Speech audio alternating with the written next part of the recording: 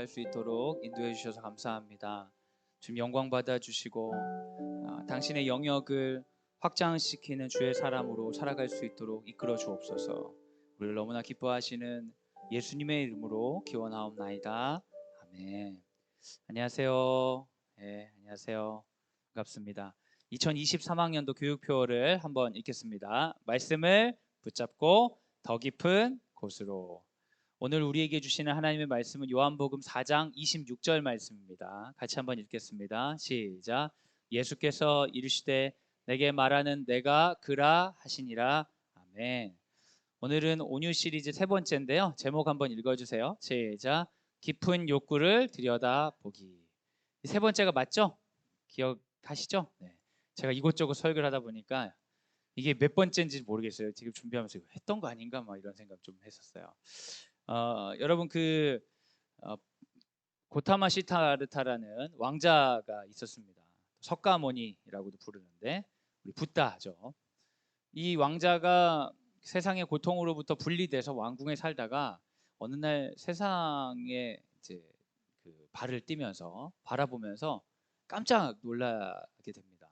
세상에 수많은 고통이 있다는 걸 알게 되는 거죠. 질병도 있고 나이도 들고 죽기도 하고 이런 걸 보면서 이 왕자가 어떻게 하면 이 고통으로부터 벗어날 수 있을까? 그러면서 수행의 길에 들어서죠. 그래서 깨달음을 얻게 된 것이 사성제라고 합니다. 고진멸도다라고 얘기하는데요. 세상은 원래 고통이다. 그리고 집은 고통의 원인인데 고통의 원인은 뭐예요? 집착하는 거, 욕망하는 거, 원인이 뭔가를 원하는 것이 이 세상을 고통스럽게 만든다. 그래서 팔정도를 통해 이 고통으로부터 벗어나는 불교를 만들게 되죠. 여러분 이건 아주 상식적인 통찰인 것 같아요. 우리가 고통스러운 이유는 대부분이 욕구가 있기 때문입니다. 예를 들어서 제가 말씀을 드리려고 하는데요. 비가 옵니다.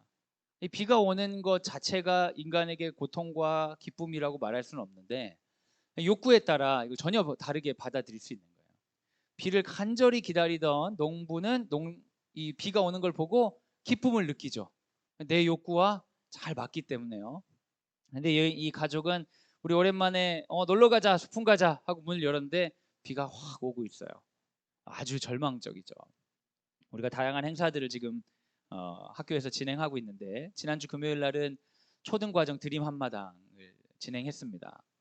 그날 비가 왔다. 어떠했을까요? 하나님께서 우리를 저버리신 것만 같은 그런 느낌 가지지 않았을까요? 근데 가뭄으로 고민하고 있던 사람들은 혹은 불이 나가지고 걱정하고 있던 사람들은 비가 막 온다면 너무 기뻐하겠죠.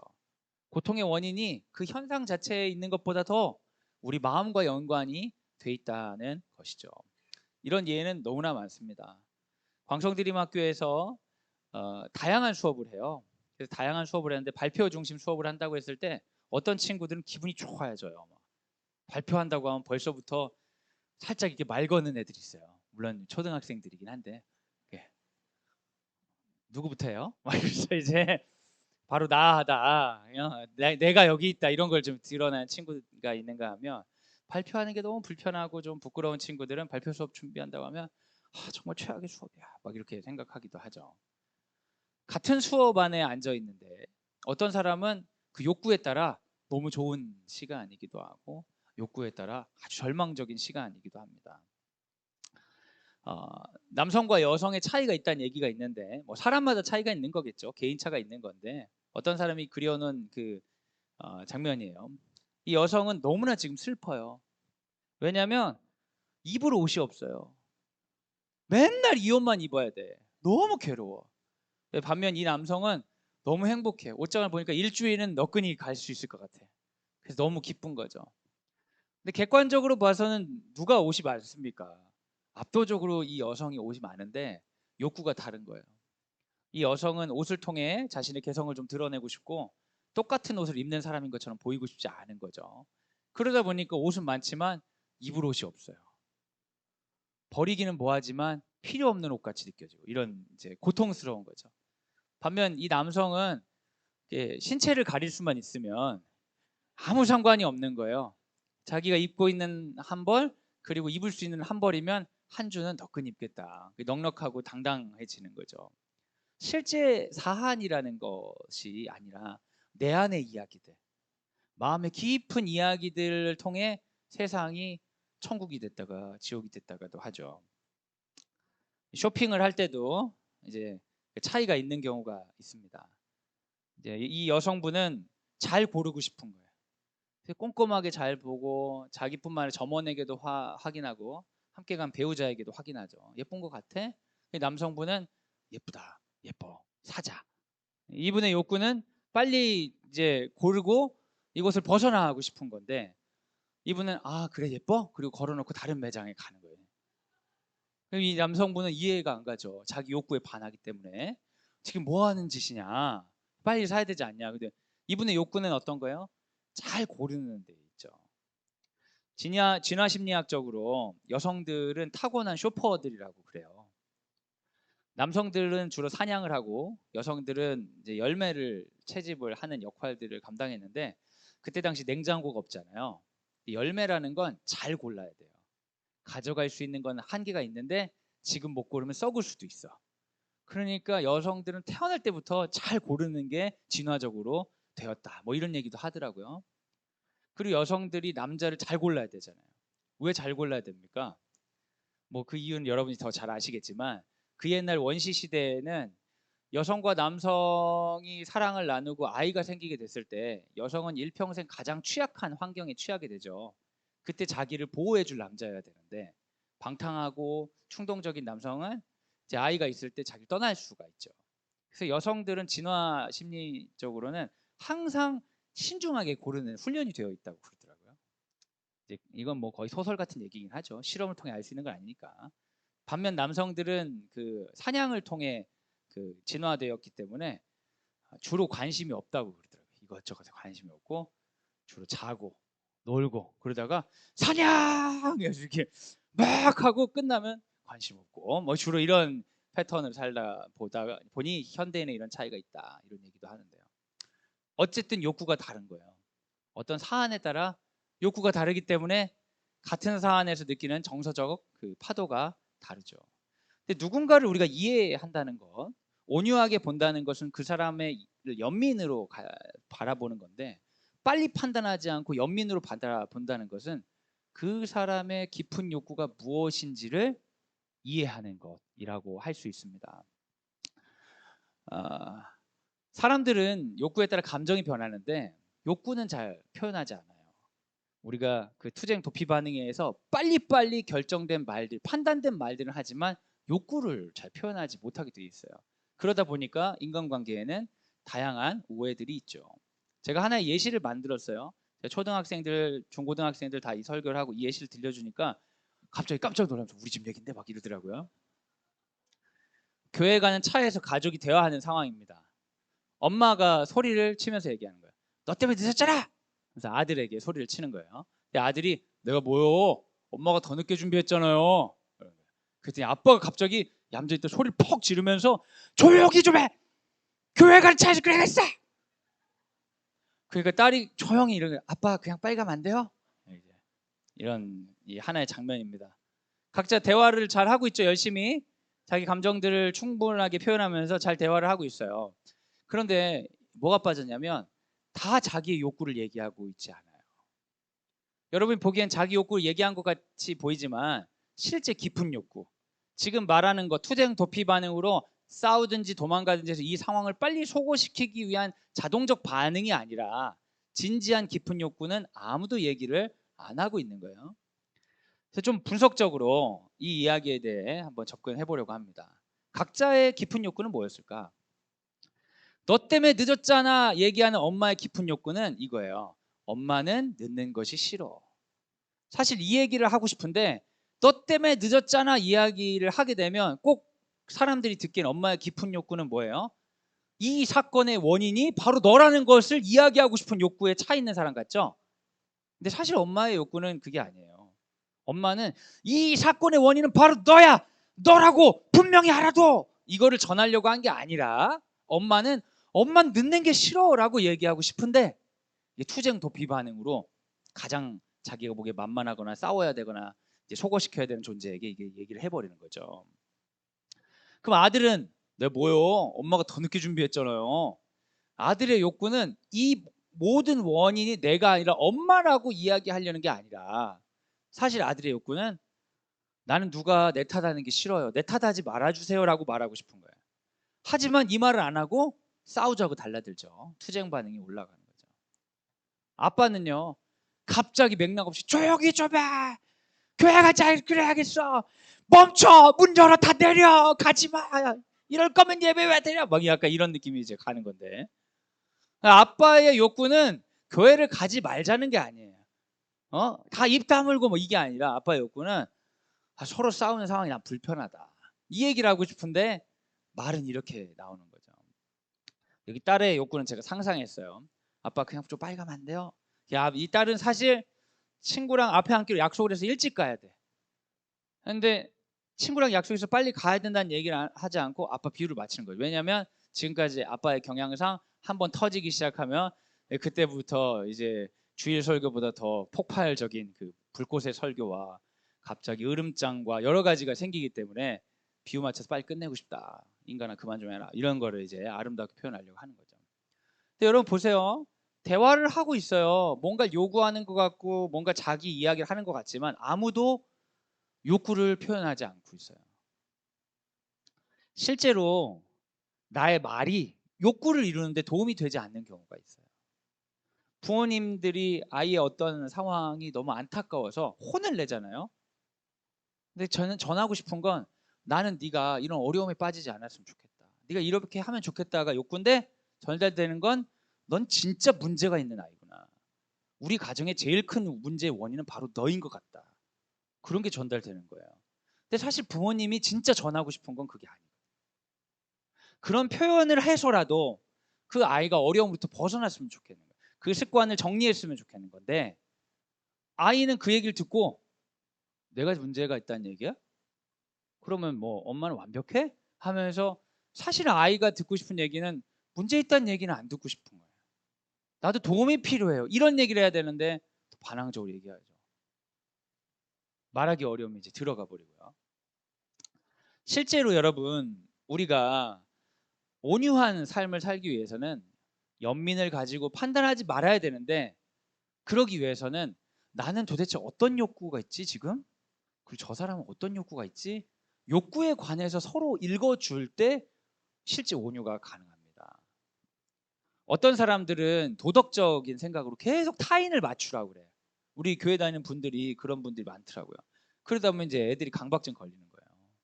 그리고 애들이 엄마는 남편만 든다고 내 편은 아무도 없다고 그러다가 나중에 내가 문제가 있나 보다 막 이렇게 될 수 있어요. 근데 여러분 도덕적인 태도는 양육에 거의 도움이 되지 않습니다. 도덕적 방향을 갈 수 있도록 우리가 지도를 해야지 도덕적 판단을 계속 내려주는 것은 좋지 않죠. 도덕적 잣대는 그래요. 그게 사실인데 거기에 이를 수 있도록 우리가 도움을 받아야지. 그 예를 들면 그런 거예요. 얘가 무슨 잘못을 했잖아요. 그럼 상대방이 어떻게 해야 할지 생각해 봐만 아니라 너는 어떤 욕구가 있었길래 그랬냐. 자기 욕구도 읽어야 돼요. 어떤 문제 상황이 있을 때 내가 어떤 상황이지 지금? 내 욕구는 뭐지? 하고 읽어줬을 때 내가 억울하지 않게 다른 사람의 욕구를 바라볼 수 있거든요.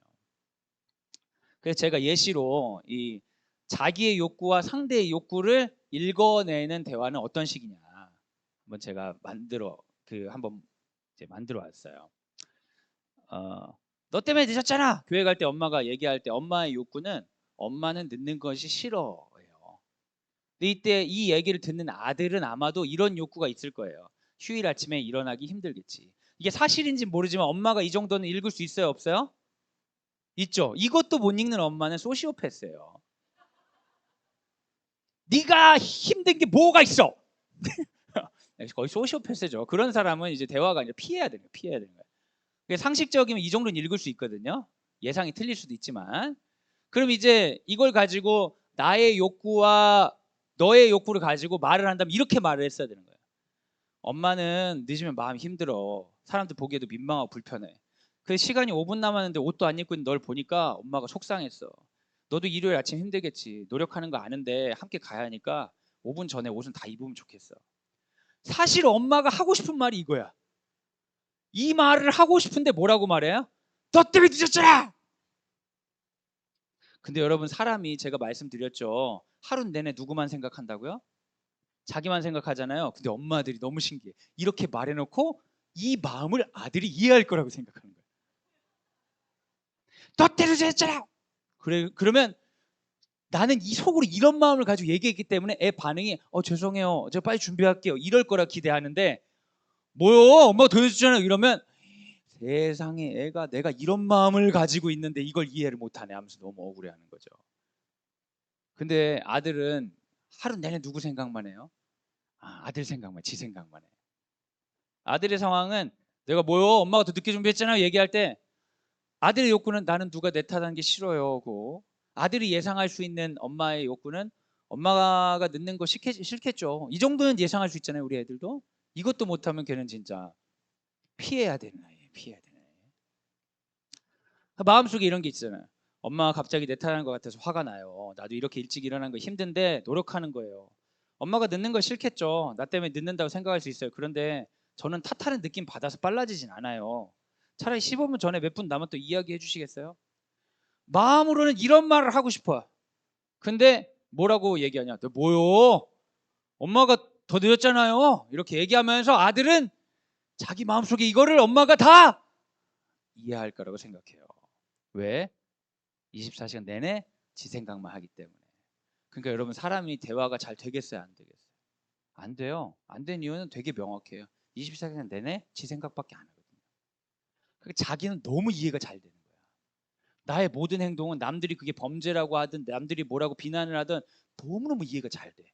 근데 남들이 나를 이해 못하는 걸 이해를 못하겠어. 어떻게 나를 이해를 못하지? 왜냐면 자기는 24시간 내내 지 생각만 하니까. 근데 남들은 24시간 내내 남 생각만 하기 때문에 이해가 안 돼요. 사람들은 다 너무너무 서운해. 너무너무 깜짝 놀라. 자기를 이해 못하는 걸. 왜요? 나는 24시간 내내 내 생각만 하기 때문에.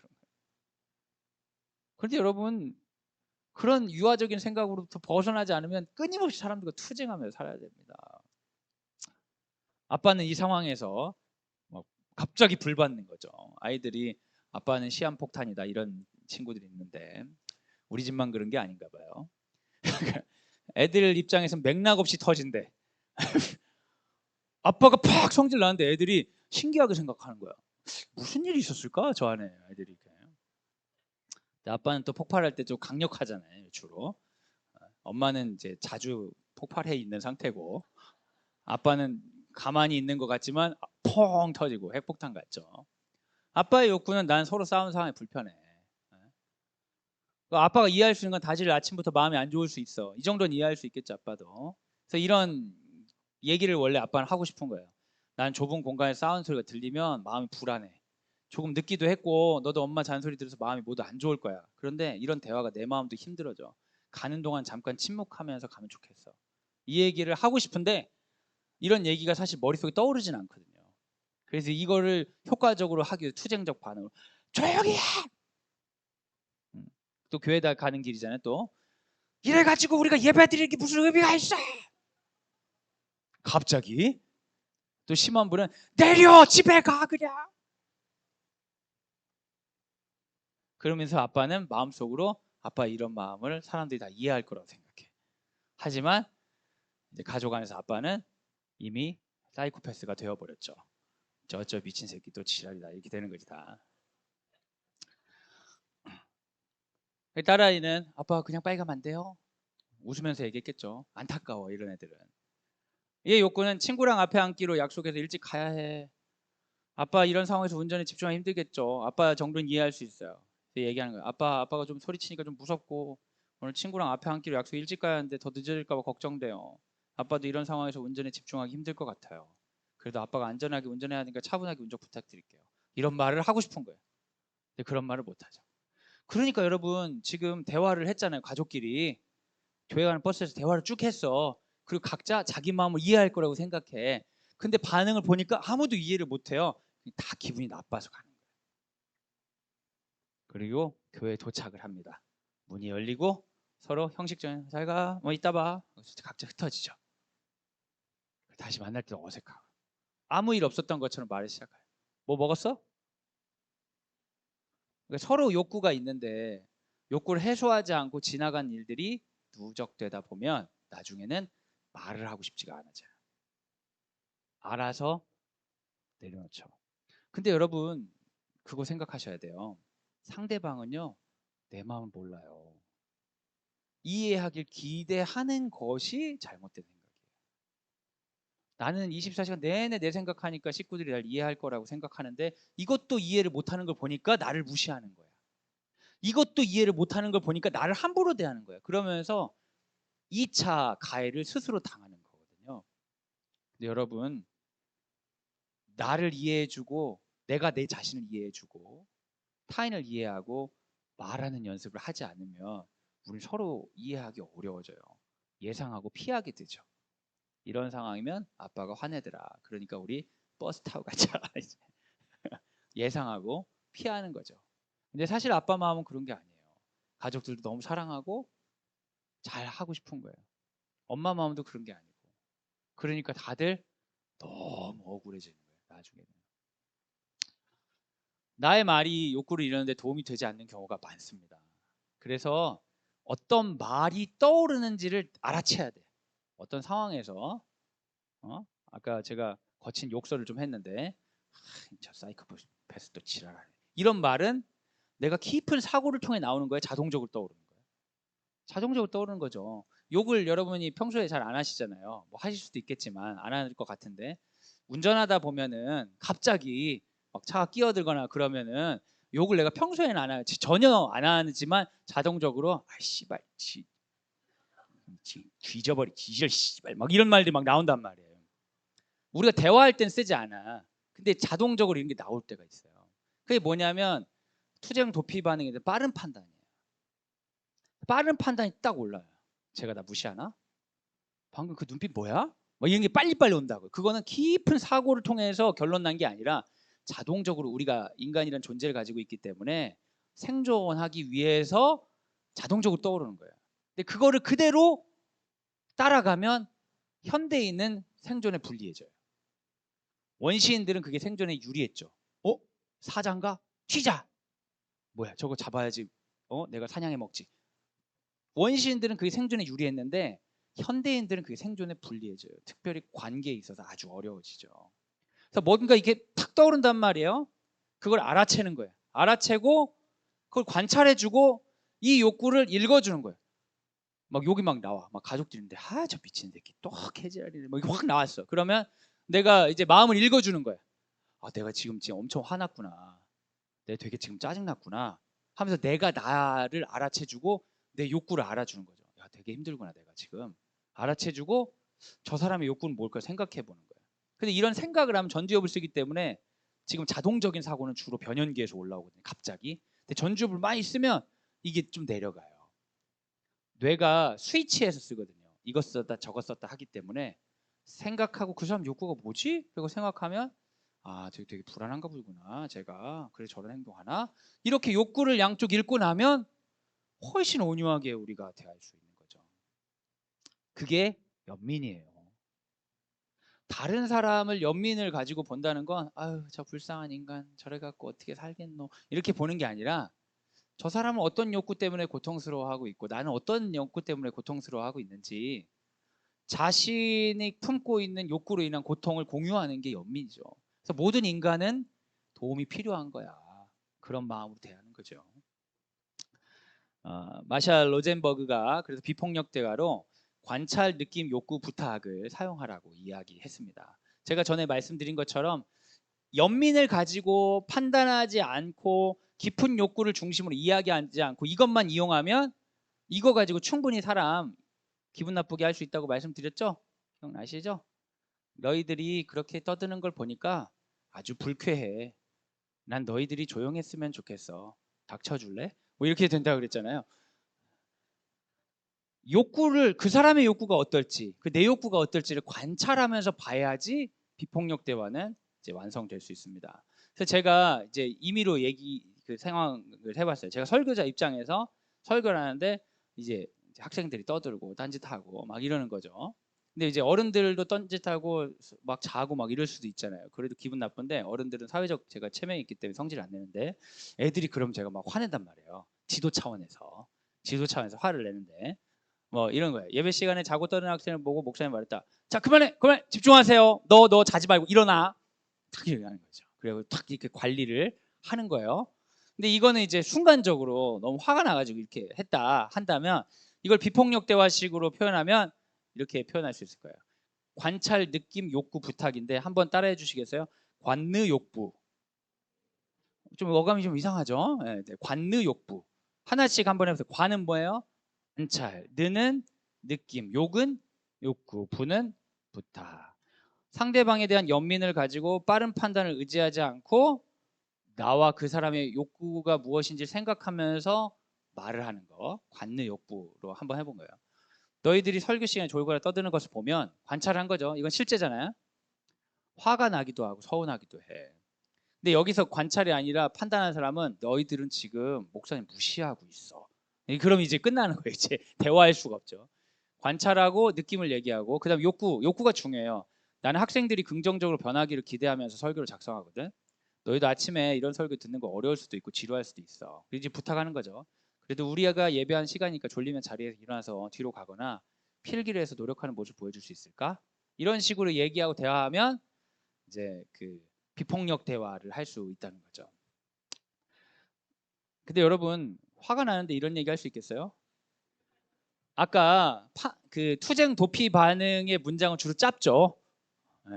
근데 비폭력 대화의 문장들은 좀 어때요? 길이가 한 바가지 한 바가지.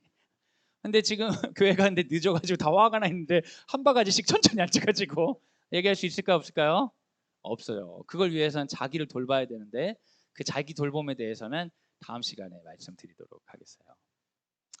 깊은 욕구를 들여다보고 대하기 위해서는 감정적 편안함과 급하게 사람을 대하지 않는 여유가 필요한데 이 방법은 다음 시간에 얘기하도록 하겠어요. 한 주 동안 한번 이제 비폭력 대화를 시도해 보시다 보면 마음이 따라오지 않아서 더 화를 내는 자기 자신을 보게 될 겁니다.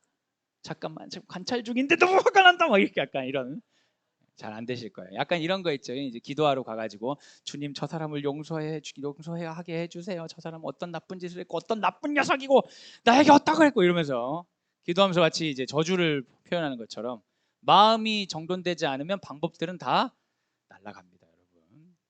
성경에서도 예수께서 온유한 분이셨어요. 그래서 예수님은 주로 그 사람의 깊은 욕구에 관심이 많으셨습니다. 잘 아시고 있는 이야기 중에 38년 된 병자 이야기 여러분 알고 계시죠? 예수님이 이 사람을 찾아와서 물어보는 거 그거든요. 네가 낫고 싶으냐? 근데 이 사람은 무슨 얘기를 하냐면 아무도 저를 돕지 않습니다. 원래 저 물 있는데 누가 데리고 가줘야 되는데 날 안 도와주고 딴소리만 하는 거예요. 삶의 고통이 우리의 깊은 욕구를 돌보지 못하게 합니다. 깊은 욕구를 왜 돌보지 못하냐면 깊은 욕구를 꺼내는 게 너무 약해 보이거든요. 근데 사람들은 약한 자신을 잘 사랑하지 못해요. 참 슬픈 일이죠. 여러분, 우리가 연약한 사람인 것을 인정해야 됩니다. 근데 교회 다니는 분은 겸손한 척은 겁나게 하세요. 근데 착한 척이에요. 사실 안 착한데. 연약함을 인정한다는 건 안 착한 자기 자신도 미워하지 않는 거거든요. 이 사람도 완전 고통에 찌들어서 자기 자신을 인정하지 않는 거죠. 날 돕는 사람이 없습니다. 세상의 탓입니다. 근데 예수님은 그 사람의 깊은 욕구에 관심이 있어요. 네가 싫어하는 네 자신의 연약함은 무엇이냐. 욕구를 핑계로 바꾼 사람은 그 자리에 계속 머물어요. 38년이 되어도 벗어나지 못합니다. 교회를 아무리 다녀도 온유하신 예수님 앞에 자기 자신을 내어놓지 않으면 항상 투쟁적으로 살아갈 수밖에 없는 거죠. 요한복음 5장 6절 같이 한번 읽어주세요. 시작. 예수께서 이르시되 일어나 내 자리를 들고 걸어가라 하시니. 예수님은 우리의 깊은 욕구에 관심이 있으십니다. 아멘이십니까? 그 예수님 만나시면 좋겠어요. 예수님 경험하지 않으면 넌 신앙이 없는 거나 똑같고 그런 위협, 너 예수님 안 만나면 지옥 가고 그런 두려움 가운데 예수님을 꼭 만나야 되는 의무감 이런 거 말고 그냥 내 자신의 깊은 욕구에 관심이 있으셔서 하늘에서 이 땅에 오신 그 예수님을 만나시면 좋겠어요. 그분을 만난다는 건 다른 말로 이야기하면 나의 연약함을 내 스스로 아무렇지 않게 바라볼 수 있는 거죠. 평범한 내 자신이 나쁘어 보이지 않는 거예요. 평범한 내 자신이 좋아지는 거고, 잘 못하는 내 자신이 싫어지지 않는 거죠. 이번 주 금요일에는 초등과정 영어 예배를 합니다. 최초 영어 예배를 해요. 우리 학교가 영어 중심 학교로 발돋움하기 위한 새로운 기획이나 이런 건 전혀 아니고요. 교장 선생님께서 비전 제시의 달인이세요. 여러분 어떻게 만나시는지 모르겠지만 제가 이번에 태국 그 학생들 홈스테이 하시는 거 보면서 너무 큰 감동을 받았어요. 저희도 홈스테이 하고 싶었는데 식구가 많아서 방이 없다 보니까 부자이고 싶다 이런 생각 참 많이 했습니다. 물론 마음이 있으면 어떻게든 거기서도 사람 재울 수 있겠는데 유스 호스텔 같은 느낌을 줄까봐 제가 참 홈스테이를 한다 말을 못하겠더라고요. 근데 우리 그런 비전 제시를 잘하세요. 어떤 특정 학교에서는 백인들은 홈스테이를 하겠지만 동양인은 안 하겠다는 그런 말도 안 되는 이기적인 모습을 보이지만 우리 학교는 좀 다르지 않을까. 우리 학교는 섬기는 게 우리 자랑이니까, 우리 크리스찬이니까 한번 해보면 좋지 않을까 했는데 너무 기꺼이 하시고 너무 많이 환영해 주셔서 이분들이 매년 여기서 영어 연수를 합니다. 매년 하는데 어떤 선생님은 애들은 이제 매년 오는 건 아니고 이제 선생님들은 자주 오신 거예요. 10번 온 선생님인데 한국에 10번 온 것 중에 최고의 환대를 받았대요. 제가 보기엔 환대를 처음 받은 것 같아요. 그 전에는 돈 내고 이용하고 간 거죠. 한국의 어떤 영어 이용하고 간 거. 환대는 처음 받아본 것 같아요. 저 여러분 너무 존경합니다. 그런 비전 제시 잘 하시는데 교장 선생님이 그러신 거예요. 애들이 수업 시간에 영어를 배우는데 써먹을 데가 없으니까 영어 예배 같은 거 한 달에 한 번 정도 하면 어떨까요? 그런 얘기를 그냥 지나가면서 아무렇지도 않게 설교는 내가 해야 되는데 아무렇지 않게 하시더라고요.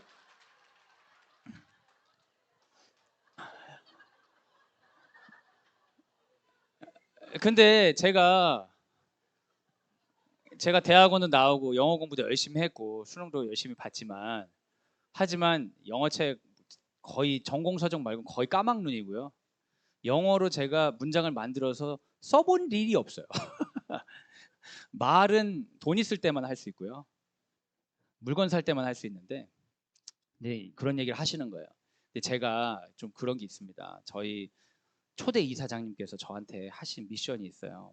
광성 드림학교 처음 갈 때 발령을 어느 날 갑자기 내리셨거든요. 제가 행정 목사를 하고 있을 때 갑자기 오라고 하시더니 정성준 목사님께서 김정준 목사가 학교로 가. 교육을 잘하니까. 그래서 제가 알겠습니다. 언제부터 갈까요? 5월 달부터 가. 알겠습니다. 그리고 제가 교목이 됐어요, 여러분. 제가 기독교 교육의 꿈을 가지고 교목이 되고자 하면서 기독교 교육 박사 과정에 있고 막 그런 분들 알아요. 그런 분들을 만날 때 죄송한 마음이 너무 커요. 저는 어느 날 교목이 돼가지고. 근데 이제 제가 그때 그 잘 모르니까 학교를 모르니까 그때 목사님을 제 이사장님을 부르진 않았는데 목사님 제가 가서 뭐 하면 될까요? 그랬더니 교장 선생님 말씀만 잘 들으면 돼. 교장 선생님을 싸우면 안 돼. 무조건 교장 선생님 말씀만 잘 들으면 돼. 그 얘기밖에 안 하셨거든요. 그래서 제가 학교에 근무하는 제가 유일한 모토는 교장 선생님 말을 잘 듣자야. 네, 영어 예배를 한 달에 한 번씩 하자고 하는데 제 영어를 못 하는데 한 달에 한 번씩 하자고 하니까 그리고 애들은 저한테 물건을 팔려고 하는 애들도 아니고 제가 복음을 전해야 되는 입장에서 그럼 제가 그럼 하시죠. 하자고 했습니다. 바로 이거 박수 받을 일은 아니지만 제가 근데 좀 박수를 받을 만한 일이기도 한 건 영어를 못 하는데 제가 한다고 했기 때문에 그런 거죠. 근데 제가 한다고 했어요. 그리고 준비를 하고 있죠. 그리고 많이 후회하고 있어요. 근데 여러분 제가 영어 예배에서 할 수 있는 건 영어가 유창하기 때문이 전혀 아니고요. 정직하게 말씀드리면 저는 영어를 못하는 제 자신을 싫어하지 않기 때문에 할 수 있어요. 딱 그거 하나밖에 없어요. 발음도 당연히 좋지 않을 거고 영어도 잘 모르니까 원고를 많이 보고 해야 될 거예요. 근데 그런 제 모습을 전 싫어하지 않을 자신이 있어요. 전 그거 하나로 영어 예배를 합니다. 그래서 이번 학기 하고 다음 학기에는 영어 설교 잘하는 걸 벌써 섭외해뒀어요. 처음부터 섭외하면 너무 이제 패기 없어 보일 것 같아가지고 처음에 제가 하고, 제가 벌써 2학기 때문에 벌써 섭외해놨어요. 평생 영어 예배만 하신 분한테. 근데 제가 이 얘기를 드리는 것은, 여러분, 우리가 가르쳐야 되는 게 뭔가, 저는 아이들에게 영어 못하는 목사님이 영어 예배 하는 것을 가르쳐주고 싶어요. 부끄러워하지 않고. 물론 여기서 말한 부끄러움, 뭐 이렇게 쪽팔림은 있겠죠. 하지만 못하는 제 자신을 좀 미워할 생각은 없어요. 왜냐하면 예수님이 어떤 분이세요? 온유한 분이시잖아요. 예수님 뭐라고 하셨어요? 수고하고 무거운 짐진 자들아, 다 내게로 오라. 그 말은 무슨 말이죠? 아, 불쌍한 놈들. 이거 아니고요. 괜찮다고. 수고하고 무거운 짐진 너의 모습을 사람들이 안 받아주고, 심지어 네 자신도 안 받아주는 걸 알고 있는데, 네 자신도 못 받아주겠고 사람들에게도 못 보여주겠으면 나한테 와. 나는 온유하니까 괜찮아. 그 예수님을 믿는 사람이시니까요. 사랑하는 여러분, 예수님이 우리의 그런 깊은 욕구를 알고 계세요. 깊은 욕구를 아는데 왜 내 기도는 안 들어지고 내 소원은 왜 안 이루어지죠? 여러분, 뭔가 오해하고 계신 거예요. 그 소원이 여러분의 욕구가 아닐 수 있어요. 그 소원을 바라게 된 그 깊은 욕구를 예수님이 아신다는 거예요. 제가 사마리아인 여인의 이야기를 통해 이제 그 얘기를 하고 마치려고 하는데, 그 설교 끝나는 시간을 정해주셔서 제가 너무너무 기뻐요. 정말 최선을 다해 그 시간을 맞추고 있는데, 오늘 조금 늦을 수도 있을 것 같아요. 제가 시간 조절이 실패해가지고. 근데 결국 하려는 얘기를 안 하고 끝내기가 좀 그래서 비폭력 대화만 잔뜩 얘기하다가 집에 가기 좀 그래가지고 약간 늦을 수 있을 것 같아요. 여러분, 사마리아인 여인 이야기 아시죠? 예수님이 사마리아의 여인에게 찾아가서 물을 달라고 합니다. 근데 이 사마리아 여인은 한낮에 뜨거운데 물동이를 들고 오는 여인이죠. 그 여인이 물어봅니다. 당신은 어떤 남자인데 이런 거를 나한테 요구하는 거예요? 그러니까 예수님이 뭐라고 하냐면, 지금 물 달라고 하는 사람이 누군지 알면 너 이렇게 안 할 텐데, 그러면서 난 너에게 마르지 않는 샘을 줄 수 있다, 이러는 거예요. 그 여인이 소원을 말합니다. 그 소원은 선생님, 제가 다시는 물길로 오지 않게 해주세요. 이 여인이 한낮에 오는 물을 길러 오는 것을 많은 주석학자들은 부정한 여인이기 때문에 사람들로부터 비난받고 싶지 않아서 온다는 것으로 많이 해석합니다. 그러니까 마르지 않는 샘을 줄 수 있다고 하니까 물 길로 안 왔으면 좋겠는 거예요. 이건 다른 말로 얘기하면 사람들로 안 보면서 살고 싶은 거예요. 사람들을 만날 때마다 그 사람들의 비난도 싫지만 그 사람들 앞에 서 있는 내가 너무 싫으니까, 당신이 마르지 않는 샘이 있으면 그 샘 나한테 줘서 다시는 사람 좀 안 만나게 해주세요. 이렇게 얘기하는 거예요. 그런데 예수님이요, 어떻게 얘기하시냐면, 너 지금 해야 될 건 그거 아니야. 네가 해야 될 거는 예배 드리는 거야. 영과 진리로 예배 드리는 거야. 이 여자가 그런 거예요. 메시아가 오시면 그렇게 예배를 해야겠죠. 내 얘기를 하는 거죠. 내가 바로 그 사람이야. 여러분, 그 메시지를 듣고 이 여성이 어떤 변화를 일으켰는지 아십니까? 아유, 제가 다 해버렸네. 요한복음 4장 26절 28절 29절 한번 읽어주세요. 시작. 예수께서 이르시되 내게 말하는 내가 그라 하시니라. 여자가 물동이를 버려두고 동네로 들어가서 사람들에게 이르되 내가 행한 모든 일을 내게 말한 사람을 와서 보라.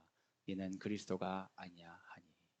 여러분, 이 여인은요, 마르지 않는 샘을 달라고 했어요. 왜냐하면 사람들을 피하고 싶어서. 그런데 예수님이 메시아란 사실을 알려주니까 이 여자가 그렇게 중요한 물동이를 버려두고 동네로 들어가 사람들을 만나기 시작했어요.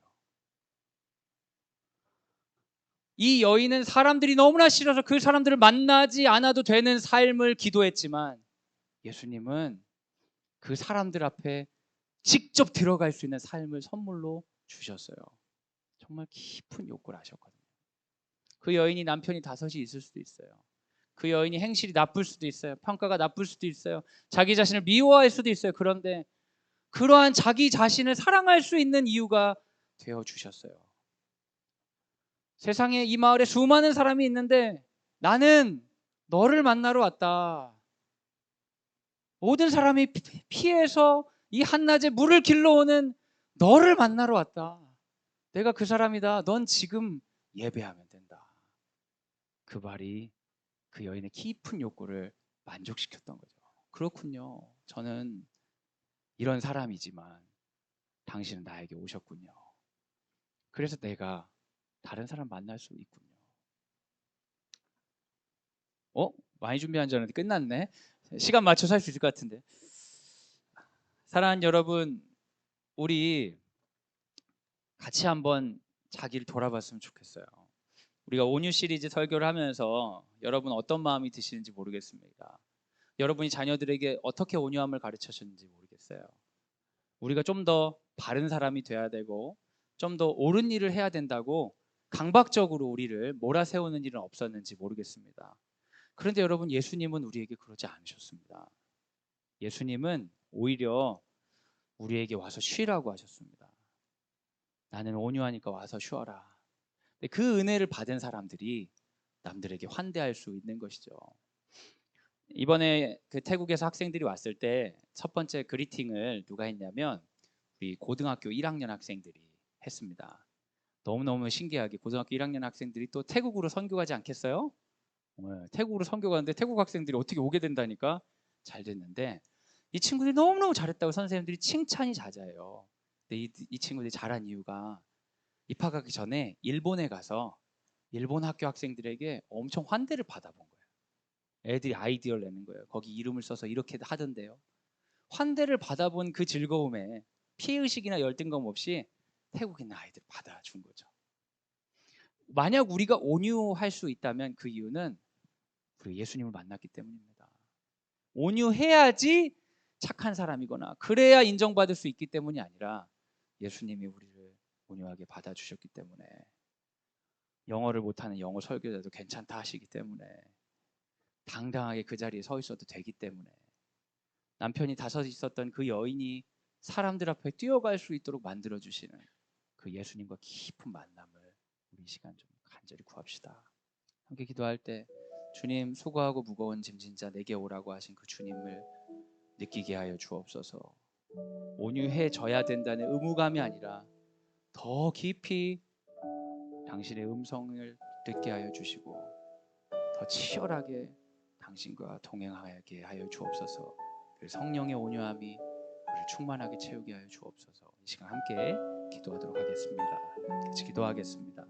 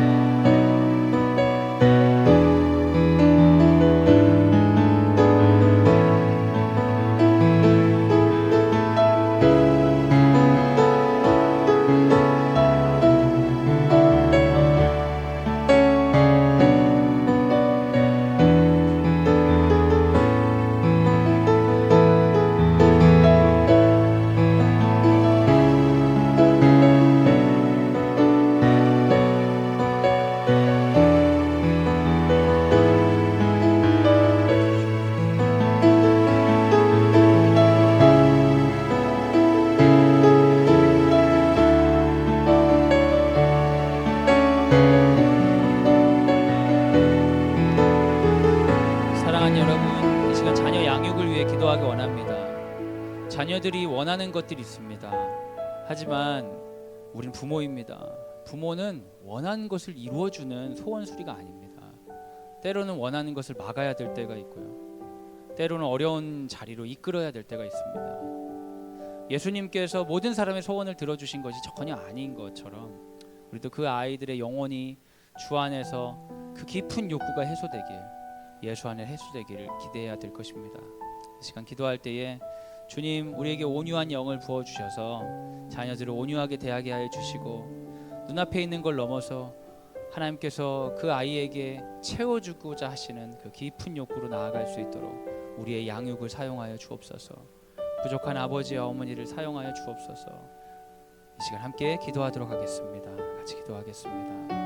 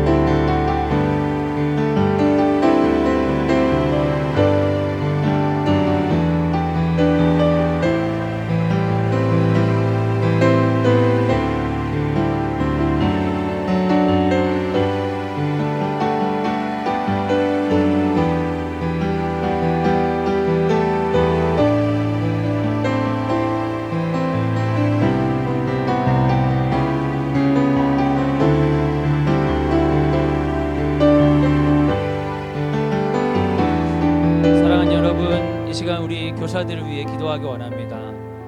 우리 선생님들에게 온유함을 부어주시길 우리 기도합시다. 예수님 안에서 쉴 수 있는 교사들 되게 하여 주시고, 자녀들에게, 아이들은 참 불평이 많고 불만이 많고 여러 가지 요구들이 많은데 그것보다 더 깊은 마음으로 더 좋은 걸 주시고자 하는 마음으로 잘 견뎌내고 가르칠 수 있는 교사로 세워 주옵소서. 우리 사랑하는 선생님들을 위해 이 시간 함께 기도하도록 하겠습니다. 같이 기도하겠습니다.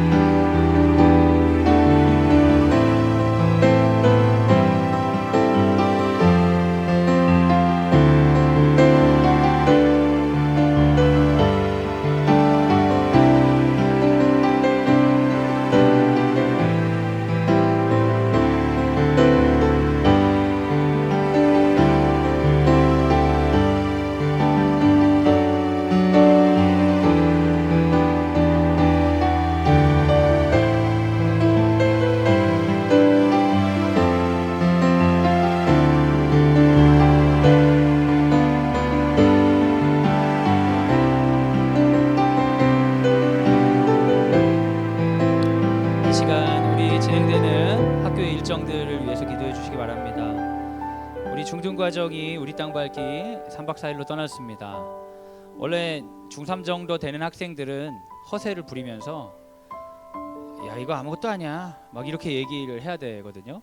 그 중2 애들은 긴장하고 진짜 어려운 거 아니고, 그 중1 애들은 불평불만 많이 하고 긴장 많이 하고 갈 텐데, 얘네들이 우리 땅 밟기를 처음 가니까 3개 학년이 다 불평불만 하고 있어요.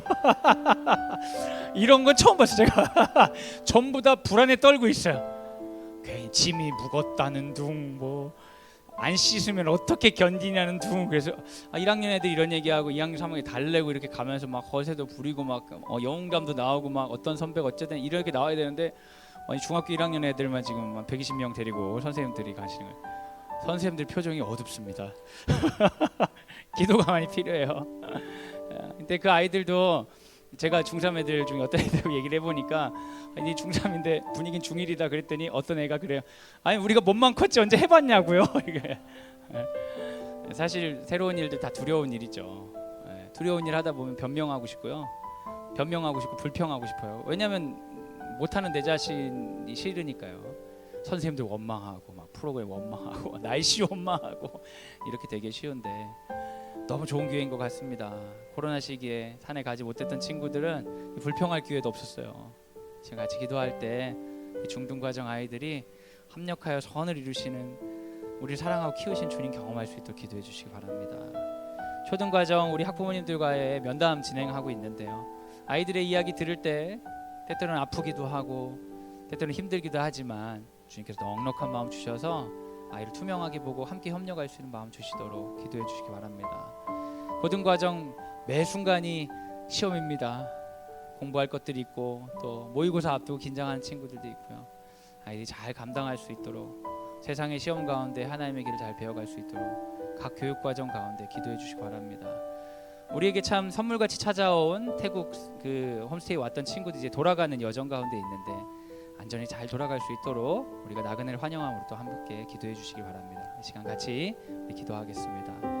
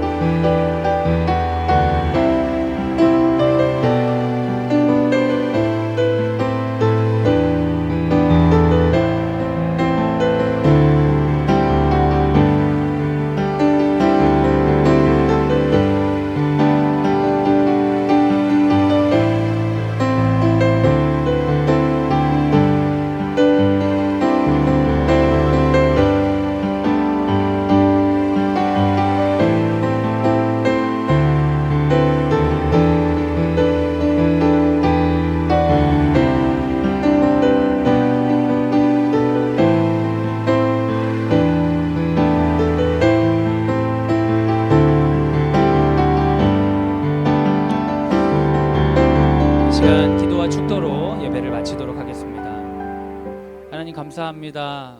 우리에게 온유를 가르쳐 주셔서 주님께서 우리에게 어떤 관심이 있으신지 우리 얼마나 사랑해 주신지 가르쳐 주셔서 감사합니다. 사마리아 여인이 기도했던 그 기도가 모두 기각되었지만 그의 깊은 영혼의 만족감이 채워진 것처럼 우리가 눈앞에 있는 여러 시험이 있지만 그럼에도 불구하고 주님께서 온유하신 분을 믿게 하여 주옵소서. 그래서 38년 된 병자처럼 변명하고 핑계대며 그 자리에 머무는 자가 아니라 연약하고 부족하지만 날 사랑하시는 주님을 신뢰하며 나아가고 누군가에게 쉴 자리를 마련해 주는 온유한 자로 우리를 사용하여 주옵소서. 우리 사랑하는 자녀들이 그렇게 자라도록 인도하여 주옵소서. 이제는 예수 그리스도의 은혜와 하나님의 사랑과 성령의 교통하심이 깊은 욕구를 채워주시는 그 예수님을 따라 누군가의 욕구를 연민으로 바라보겠습니다. 다짐하는 사랑하는 광성드림학교 모든 식구들 위해 지금부터 영원까지 함께 하시기를 간절히 축원하옵나이다. 아멘.